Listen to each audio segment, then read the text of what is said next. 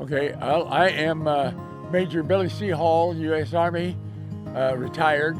Actually, I started out in the Marine Corps back in 1941 as a $21 a month private. And so I did a tour of duty, well, 2 tours of duty in the Marine Corps, and got out right after the war was over.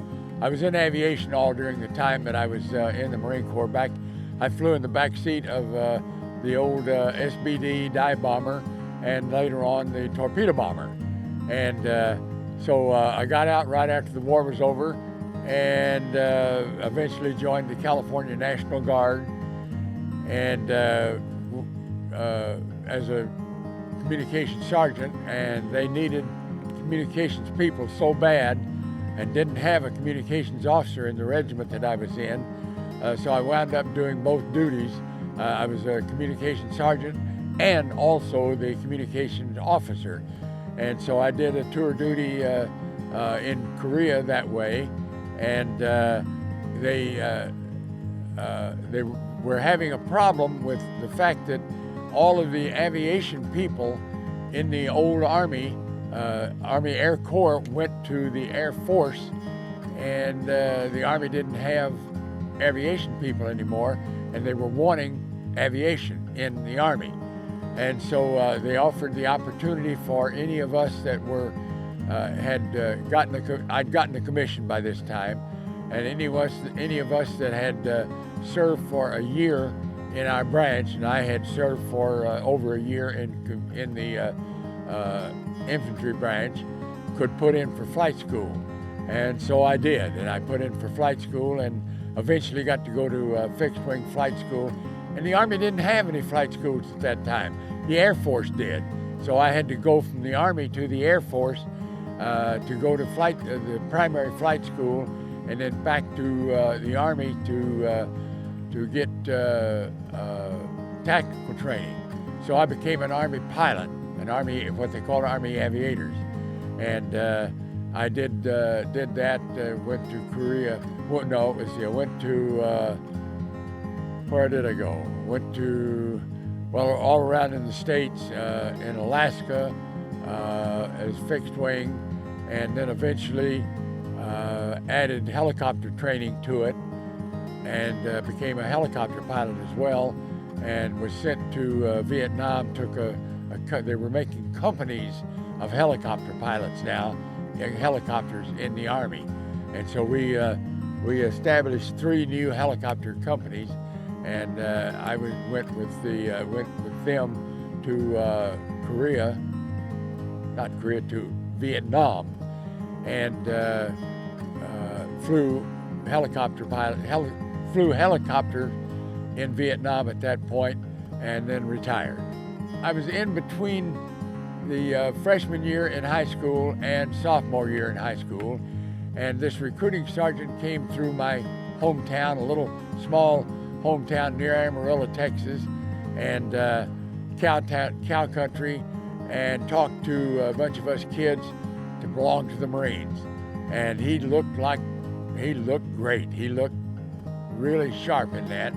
And I wanted to be in communications and in radio at the time, so he had me lined up that I could go to radio school and really learn something. And people asked me, says, did you lie to get in the service? Because I was only 15 and a half years old. And I said, no, I didn't lie about it, but that recruiting sergeant sure did. So he had me all lined up to go, and my dad had just gotten remarried, and I was kind of a fifth wheel in the family. And he says, okay, he says, if he wants to do that, he can do it. So I went into the Marine Corps and was going to go into radio, and wound up not being able to go into radio, but got into aviation and had a ball. Well, there was 5 of us that he had planned on going to San Diego to recruit training. When they come to pick us up, there was only one standing there, and that was me. I grew up in the Marine Corps, let's put it that way. I wanted to be a Marine, and I wasn't going to let anything happen that kept me from being a Marine. and I did whatever was necessary. I've got memory after memory after memory, but what might be interesting? Well, one of the first things that is memorable, you always, each Marine, each platoon that went through training would set up the first 3 people that acted like they knew what they were doing or started picking up the training to become temporary squad leaders. And so after we'd been in for about a month, they had already picked 3 people to be squad leaders. And we were standing out in front of the barracks one day, and here come two NCIS, Navy criminal investigating type guys in civilian clothes and handcuffs, and walks up to one of our squad leaders, put handcuffs on him and takes him away. We found out later this guy had been in the Army, went AWOL, absent without leave, and joined the Marine Corps and was in our platoon, and they came and found him and took him away. So that's kind of like being in the Army, going to working in a bank, robbing a bank on that side of the street, and hiding out in a service station across the street. But I got a chance to go to aviation when our platoons were sent out to wherever they were going to go to, and I went to North Island where the Navy was, and they had a handful of us that were going to be in Army aviation, and that was before we had any airplanes, and the only pilots that were designated to be Marine pilots were flying with the Navy. But eventually I was sent to radio school, the one that I would have gone to if I'd have been with the Marine Corps, going in with the regular Marines. They sent me to North Island, to Jacksonville, Florida, and I'm supposed to teach aviation radio in Jacksonville, Florida. I'm just out of school myself, but I wound up teaching a group of Royal Canadian pilots that were down in Jacksonville learning how to fly, teaching them Morse code so that they could work the radios. And I wanted out of there, and they came in with a word. If you wanted they were looking for volunteers to join the Marine Expeditionary Force. I guess that's what they called it. Anyway, didn't know it at that time, but that was the formation of the group of people that were going to land on Guadalcanal. And so they sent me back to Naval, I forget what the heck they call it here. It was still here, not on Pendleton, but right nearby Pendleton. And that's where they started getting all the troops and lined up, and they started getting aviation to go into the landing on Guadalcanal. Well, I was put into an outfit called MAG 11, which was Marine Air Group 11, and we had a dive bomber squadron. There was VMSB 141, and we had a torpedo bombing squadron. No, that didn't even exist at that time. But we also had a fighter pilot squadron, VMF 121. And so we were doing, I was flying in the back seat of SBDs at that time. And we made the landing on Guadalcanal and started flying from a place called Henderson Field, or Cactus was the tactical word for it. And it wasn't like the landings that they had later on, where you had enough troops to go in and capture an island. Capturing Guadalcanal was a long time, several months because we didn't have enough troops or ships or airplanes or whatever to do that. So it was done in piecemeal. And when I made the landing on the canal, my landing portion, we came in on board troop transports that had a rope thing hanging down on the side of the plane, side of the ship. So you come down this rope ladder type thing and get into a Higgins boat. The Higgins boat is a flat bottom boat that can run up pretty much onto the ground and has a great big front end to it. And that front end drops down, and then we can run out, and we were all set with rifles and bayonets on there to shoot, and there wasn't anybody there. So we made a landing on a non-defended area, and as soon as the Japanese discovered that we had gone where they didn't expect us to go, they started bombing the heck out of us. And that was my entry into combat. When I volunteered for this expeditionary force, they sent me back to California, and I came to a place called Kearney Mesa, and they had scraped out a runway out on the open area where our planes were flying from, and they were amassing people from all kinds of places coming in, and that was the formation of Mag 11 and the two sister squadrons. And since I knew code, Morse code, I wound up working in pulled into the Mag 11 headquarters to help receive code messages that were being sent to the Marine Corps aviation people there, and all the ships at sea and every place else. And so I didn't get it. I kind of halfway was getting some training in the back seat of the dive bombers, but I was also doing code duty in the tent for receiving the code.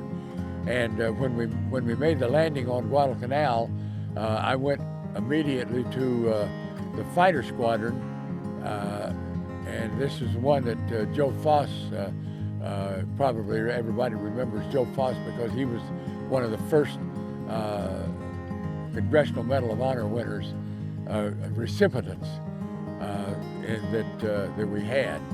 And I was working both of them. Eventually I got back to my dive bomber squadron, and the Navy had just gotten wiped out with torpedo bombers as far as taking them in on ships, and they stopped making torpedo runs on ships with the torpedo bombers, and they gave them all to the Marine Corps, and we started dive bombing with those torpedo bombers, and stopped using the old dive bomber because the dive bomber could only carry one bomb, and you came in and you dropped that one bomb, you had to go back and get another one.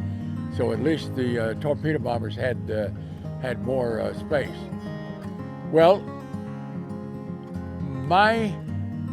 there used to be a deal of don't volunteer for anything. And I say volunteer for everything. And while you're volunteering for it, learn as much as you can about what you're doing there, because you're picking up more information. And I say learn all you can about the guy that's over you, the one that's underneath you, the people on the right and on the left, because you never know when those guys are going to get hit and not be available. So I did my level best to learn everything I could so that as opportunities existed, you could take advantage of that. And I hadn't gone to college. I was enlisted and hadn't finished high school. And so I had to go up rank from the back door rather than coming in from the front of being qualified through a college degree. So I learned everything I could to be able to take care of the situation. How has it changed? Well, I can't tell you about the ground forces, but aviation-wise grew and grew and grew. as you know, aviation was really building, and so instead of us losing all of the aviation people that we had to the Air Force, when the Air Force was formed, they took all of those people. The Army decided we needed aviation as well. So they started trying to build up aviation with what was left. And I had gotten a commission by going to OCS while I was in the infantry.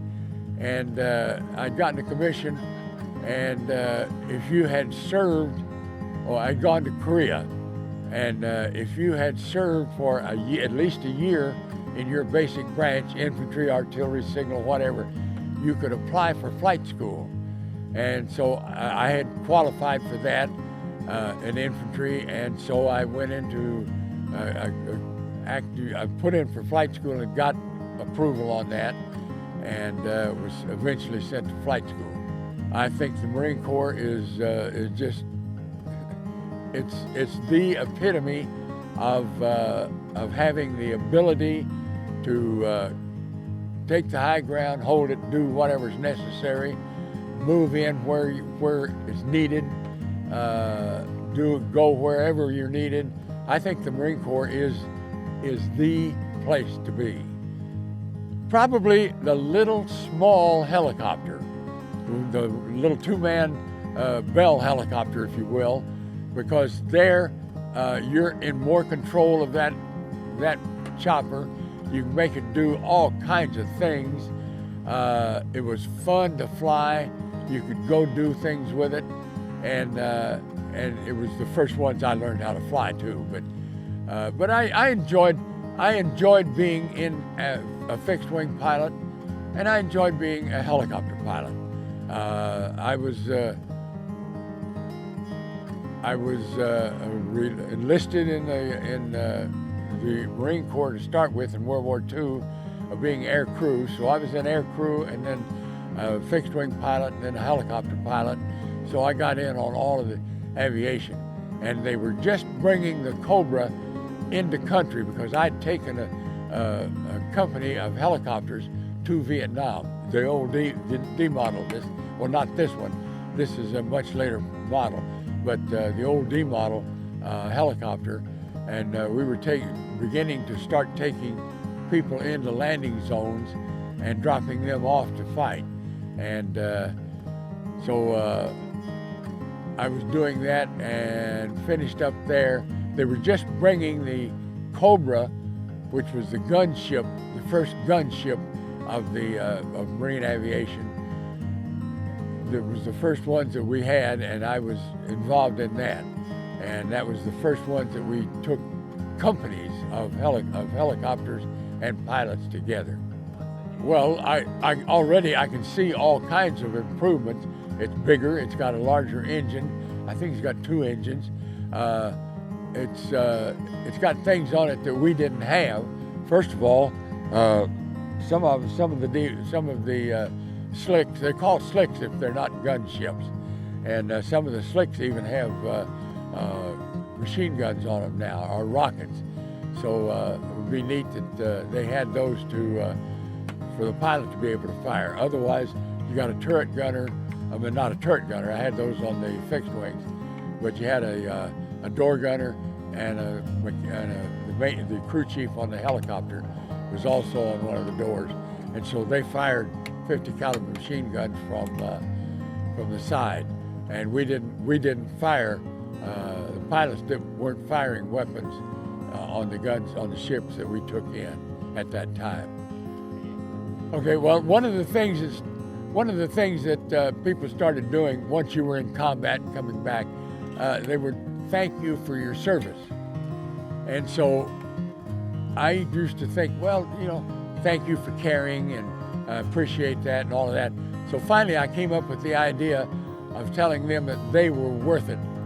And so we picked that up as an answer to people thanking us for being in the service. And you learn more and more about what was going on when people come to me and say, thank you for your service, I look at them and say, you were worth it. And I also say, not only you're thanking me for my service, I want to thank you and your family for providing me with a country that was worth fighting for. And I enjoyed my tour of duty in the Marine Corps. Hoorah!